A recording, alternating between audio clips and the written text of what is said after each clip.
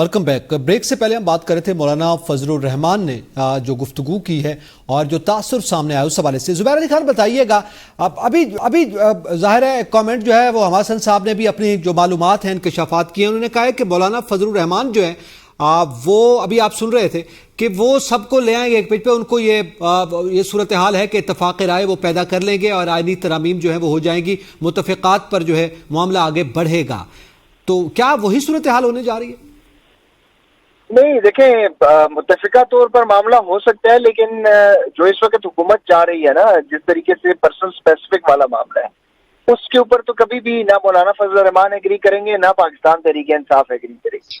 हाँ, ये मामला अगर हट जाए तो फिर कुछ तरामीम में ऐसी चीजें मौजूद हैं जिसके ऊपर इत्तेफाक हो सकता है। जिस तरह जजेस की तादाद बढ़ाने का मामला है, उस पर पाकिस्तान तहरीक इंसाफ जो है वो मुतफिक थी, लेकिन वो शिक ही नहीं डाली गई जजेस की तादाद के मामले पे। और सीनियरिटी के कानून का जो तरीकाकार है, जिस तरीके से चीफ जस्टिस की तैनाती है और उसमें सीनियरिटी का कानून है, उसमें भी तब्दीली पर कहीं ना कहीं पाकिस्तान तहरीक इंसाफ एग्री कर सकती है, लेकिन उसमें शर्त यह है कि ये तमाम आईनी तरामीम जो है उसका इतलाक 25 अक्टूबर के बाद ही शुरू होगा। यानी 25 अक्टूबर से पहले जो जस्टिस मंसूर अली शाह हैं उनका नोटिफिकेशन होगा, तो उसके बाद ही मामला आगे बढ़ेगा। ऐसा नहीं हो सकता कि एक अलग से एक अदालत बना दी जाए जिसके ऊपर दोबारा से जो है वो मौजूदा चीफ जस्टिस को तैनात कर दिया जाए। तो इसके ऊपर तो कब अपोजिशन किसी सूरत भी यही पॉइंट है जुबैर अली खान, यही सवाल मेरा यही है। कॉन्स्टिट्यूशनल कोर्ट, इस पे मौलाना फजलुर रहमान तो मुत्तफिक हैं, वो तो आज वाजे हो गया। इससे पहले बल्कि उन्होंने डिबेट ओपन की थी कौमी असम्बली में। अब पाकिस्तान पीपल्स पार्टी भी कह रही है, मुस्लिम लीग नून भी ज़ाहिर उसमें मुत्तफिक है, पीटीआई भी इसमें मुत्तफिक हो सकती है कॉन्स्टिट्यूशनल कोर्ट के क़याम पर। देखिए, कॉन्स्टिट्यूशनल कोर्ट के क़याम का जो सबसे पहले मामला आया था पाकिस्तान में, वो चार्टर ऑफ डेमोक्रेसी के तहत आया था, और उसमें जो चार्टर ऑफ डेमोक्रेसी था तो उसमें जो इमरान खान भी एग्री कर रहे थे, लेकिन उस वक्त की सूरत हाल और अब की सूरत हाल तो मुख्तलिफ है। अगर कॉन्स्टिट्यूशनल कोर्ट बनती है और उसका मकसद किसी पर्सन स्पेसिफिक को जो है वो फायदा देना नहीं है, तो फिर मेरा ख्याल है कि पीटीआई को भी मौलाना फजलुर रहमान कायल कर लेंगे। अगर उसमें नियत सिर्फ अदालती इस्लाहात करना हो तो पाकिस्तान तहरीक इंसाफ को एग्री भी किया जा सकता है। ऐसा नहीं है कि पीटीआई किसी नुक्ते के ऊपर एग्री नहीं करेगी, लेकिन अगर इसमें अब मौजूदा जो सूरत हाल है उसमें तो सारा मकसद ही कुछ और है।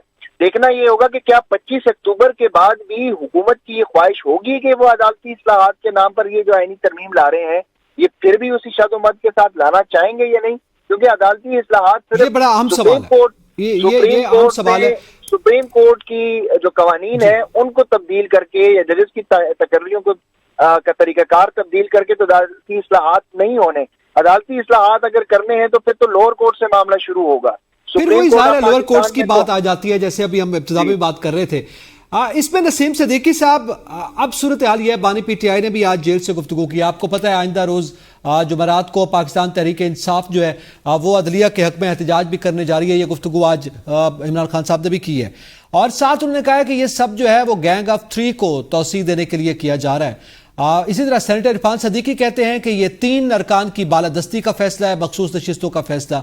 तो उधर से भी 3 है, इधर से भी 3 है। एक तो ये मामला सामने आ रहा है, दूसरा अदलिया के हवाले से एक जानिब वो अदलिया के रवैये की शिकायत कर रही है हुकूमत, दूसरी जानिब पाकिस्तान तहरीक इंसाफ जो है वो उनके हक में और उनकी हिमायत में एहतजाज करने जा रही है। तो क्या अब ये जो हमारी सियासत है वो अदलिया के कांधों पर लड़ी जाएगी?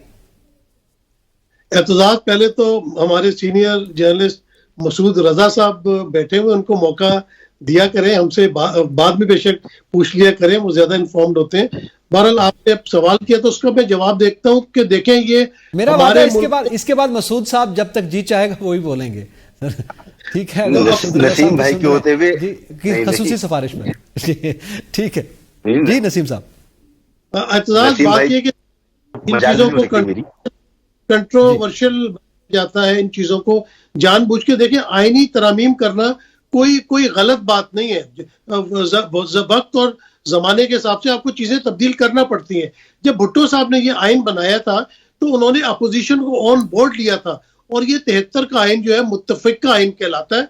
तो इसमें तरामीम भी मुत्तफिका होने चाहिए, और तरीकेकार तो ये है कि अगर आप तरामीम लाना चाह रहे हैं तो उन तरामीम को आप कौमी असम्बली के अंदर पेश करें, उसके ऊपर बहस हो, اور جو اس میں چینجز لے کے آنی ہے آپ میجورٹی کے ساتھ ہے اس کو آپ چینج کر دیں. لیکن یہ کیا طریقہ ہوتا ہے کہ مسودہ یعنی کہ ترامیم کا مسودہ وزیر قانون کے پاس نہیں ہے, اسمبلی ممبرز کو پتہ نہیں ہے کہ کیا ترامیم لائی جا رہی ہیں, تو پھر یہ ترامیم کون لے کے آ رہا ہے؟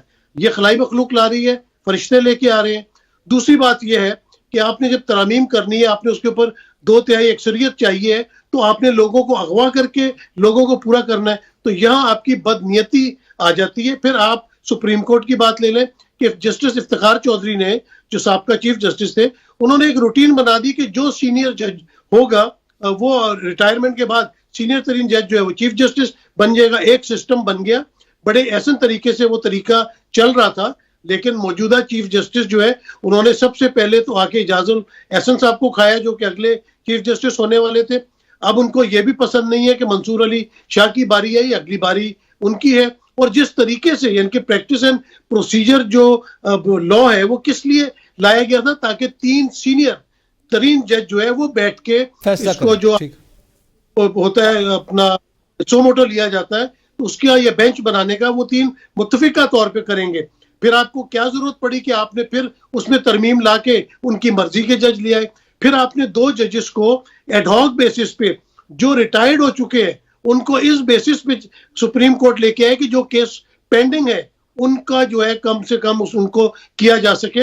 لیکن آپ نے ایک اہم ترین کیس میں اس جج کو بٹھا دیا. تو یہاں بدنیتی ہے, انما الاعمال بالنیات.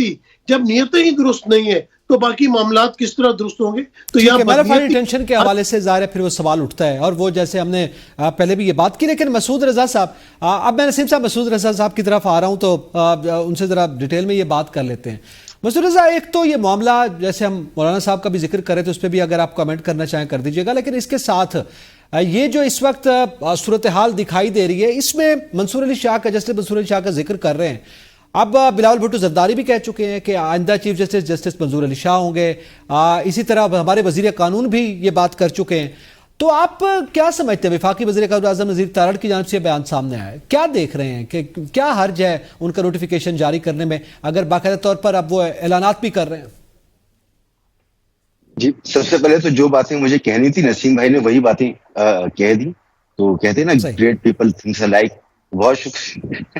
تو نسیم بھائی کی وجہ سے میں بھی اپنے آپ کو جو ہے نا کہہ لیتا ہوں کچھ نہ کچھ. بہرحال دیکھیے, معاملہ تو نیت کا ہے نا, معاملہ تو نیت کا ہے.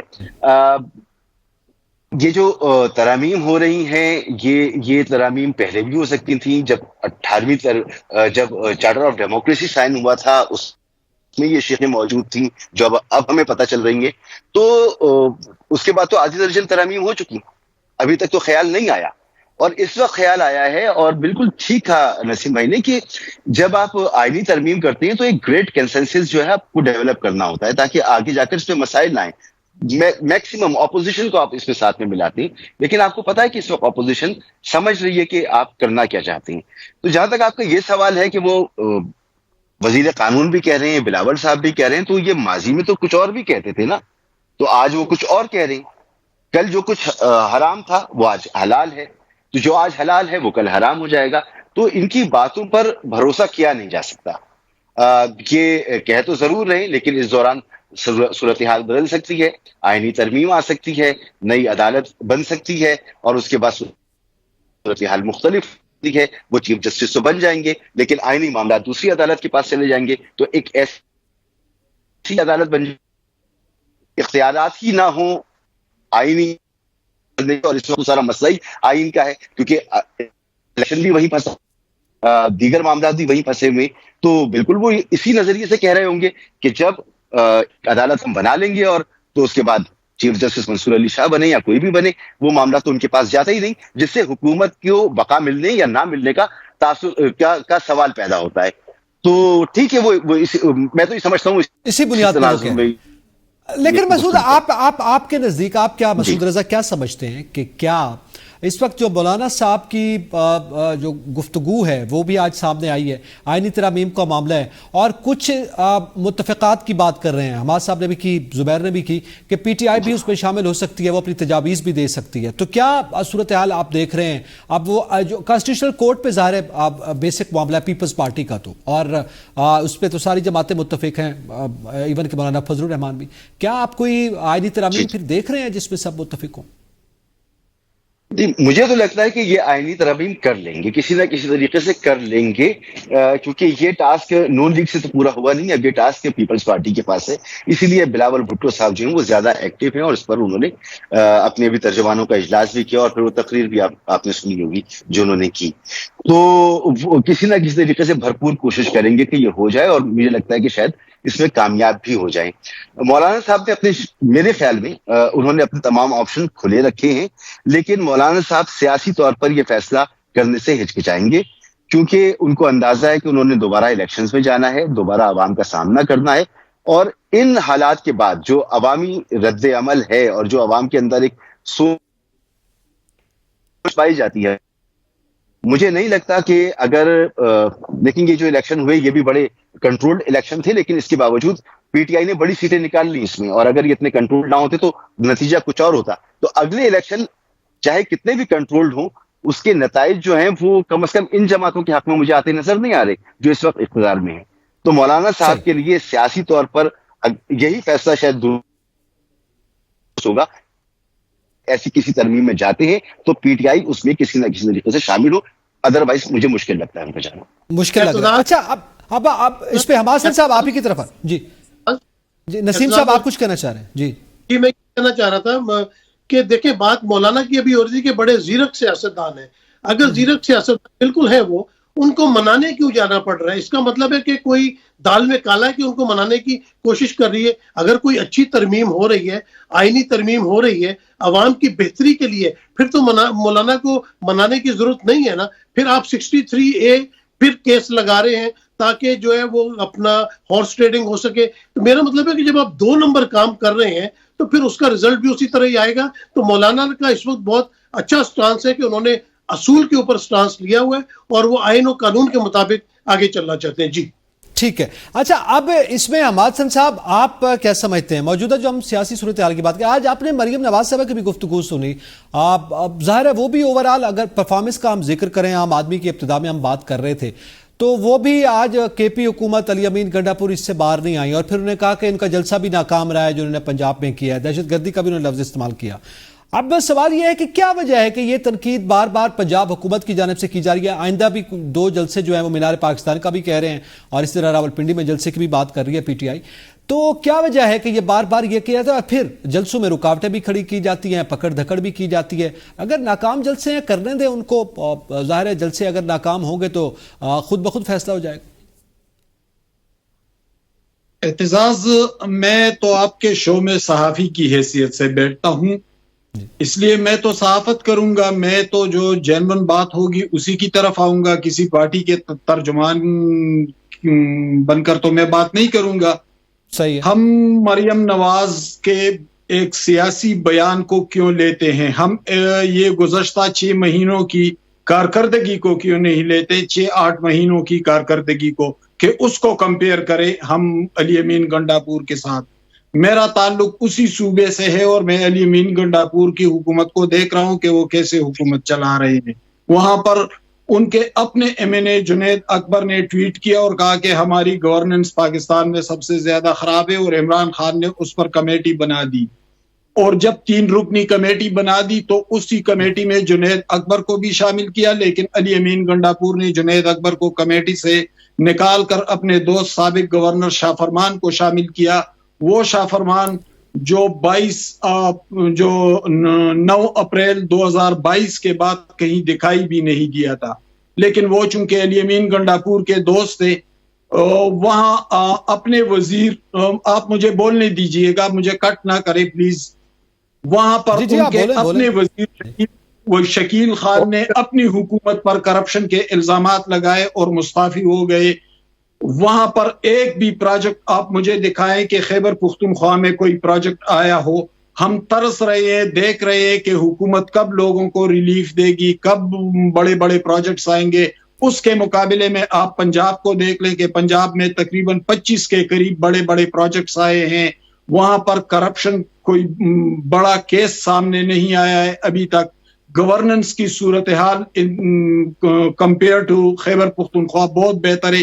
ہم اس اصل سوال کی طرف کیوں نہیں آتے کہ ہم ابھی ایک منٹ مجھے بھی مکمل کرنے دے دوسروں کی طرح اعتزاز۔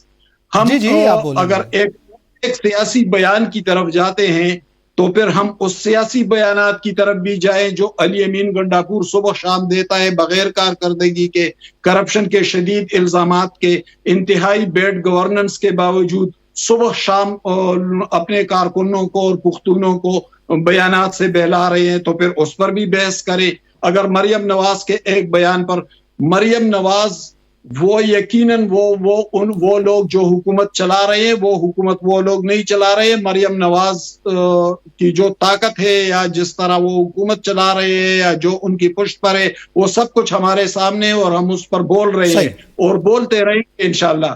لیکن حقائق یہ بھی ہے، پرفارمنس کا آپ کہتے ہیں کمپیریزن کرنا چاہیے، جی پرفارمنس کا کمپیریزن کرنا چاہیے، یہی باتیں کی ہیں آج مریم نواز صاحبہ نے بھی کی ہیں، عظمہ بخاری صاحبہ نے یہ باتیں کی ہیں جس کا آپ بھی اظہار کر رہے ہیں۔ ظاہر ہے یقینی طور پر ان کی پرفارمنس ہے اور اس کا کمپیریزن ہونا چاہیے، لیکن بیانات پہ ہم علی امین گنڈاپور کے بیان پہ بھی میرے خیال میں شو میں آپ ہی تھے، ہم بات کر چکے ہیں، اب ظاہر ہے مریم نواز کے بارے سے بھی ذکر کر رہے ہیں، یہ سیاسی بیانات ہیں تو ظاہر ہے وہ بحث میں آتے ہیں، لیکن بہرحال آگے بڑھتے ہیں۔ نسیم صدیقی صاحب آپ کچھ ایڈ کرنا چاہ رہے ہیں؟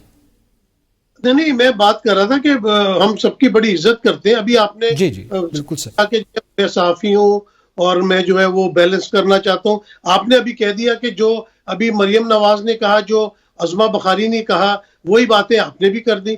بھئی ہم یہ پوچھتے ہیں، عظمہ بخاری صاحبہ نے بھی پرفارمنس کے بارے سے پہلے جو ہے وہ ہم کرتے ہیں۔ جی جو حقائق کی بات پر ان کا کمپیریزن کیا، میں تو ایک پارٹی کا ترجمان بن کر نہیں بولوں گا، میں تو پارٹی دونوں صوبائی حکومتوں کا کمپیریزن آپ کے سامنے رکھ رہا ہوں۔ الفاظ نہ دہرانا، عظمہ بخاری والے الفاظ نہ دہرائیں، میں اس طرح بات کرتا ہوں کہ آپ عمران خان کے ترجمان بن رہے ہیں، میں تو مریم نواز پر بھی تنقید کر رہا ہوں، اور عمران خان چونکہ وہ عمران خان نے تو کوئی کارکردگی نہیں دکھائی ہے تو اس پر تنقید کیا۔ آج میری صوبے میں جو حکومت چلا رہے ہیں آپ تو دور بیٹھے، میں تو واچ کر رہا ہوں۔ بات سن لے، آپ نے شروع میں یہ بھی کہا کہ شہباز شریف کی بات پہ تو مجھے آنکھیں بند کر کے اعتبار ہے، عمران خان میں سیاسی بصیرت نہیں ہے۔ خیبر پختونخوا کے لوگوں میں بہت بصیرت ہوتی ہے، تبھی انہوں نے تیسری دفعہ، وہ کیا وجہ ہے کہ وہ تیسری دفعہ انہوں نے پی ٹی آئی کو وہاں پہ ووٹ دیا، گو کہ خیبر پختونخوا میں بھی کوئی دودھ اور شہد کی نہریں نہیں بہا رہے۔ جو علی امین گنڈاپور نے زبان استعمال کی خواتین کے لیے یا مان رہے ہیں، ٹھیک ہے میرے خیال میں نسیم صدیقی صاحب آپ کا بھی پوائنٹ آ گیا۔ میرے خیال میں دونوں ہی ہمارے لیے قابل احترام جرنلسٹ کا ظاہر ایک پوائنٹ آف ویو ہے، اس کا مطلب ہرگز یہ نہیں ہے کہ کوئی کسی کی ترجمانی کر رہا ہے۔ جو آپ کا پوائنٹ آف ویو ہے اس میں ظاہر ہے کسی ایک سیاسی جماعت کے حق میں کسی کے خلاف جو ہے وہ بات جا سکتی ہے، لیکن بہرحال بیلنس نتیجہ جو ہے وہ ہوگا۔ اس پہ مزید بھی بات کرتے ہیں اور اپنے نیکسٹ ٹاپک کا ذکر کریں گے، ایک بریک کے بعد ساتھ رہیے گا۔